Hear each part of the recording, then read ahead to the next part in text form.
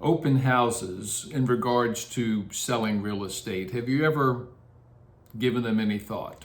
If you've never sold a house, maybe you haven't, but even if you haven't, you've probably seen signs where a house is open for inspection. There's an agent hanging out in their listing one afternoon, and there's a sign out front that says open house, and come one, come all, come check out this house that I'm marketing.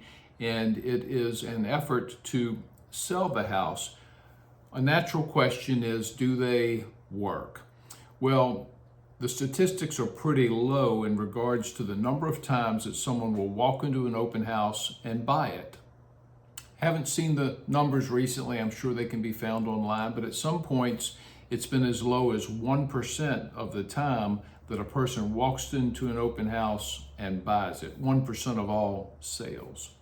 Now, 3% of the time, the last time I looked, an agent can meet a buyer, then take them out, help them find what they're looking for, and sell them something else.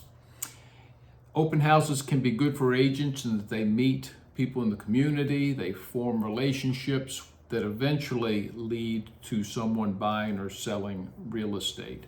But it's not high on the list of things to do to sell your house. When a house gets exposed on the market today on multiple websites, believe me, if someone's looking for a house that's like yours and they're looking in your price range, they're going to contact their realtor. They're going to get in there and see it, and your house will be sold. The open house isn't high on the list of priorities. Things that need to be done to get your house sold can be more important to the realtor who's meeting people and then helping them with their real estate needs. So can it happen? Yeah. I guess every now and then someone will walk into an open house. They had no idea they were going to be buying a house. They fall in love with it, and there you go. It works out that way, but not high on the list of things to do to get your house sold. What is high on the list? Pricing it in line with recent sales and having good exposure online, having a realtor with a good network of people who he or she can share information with.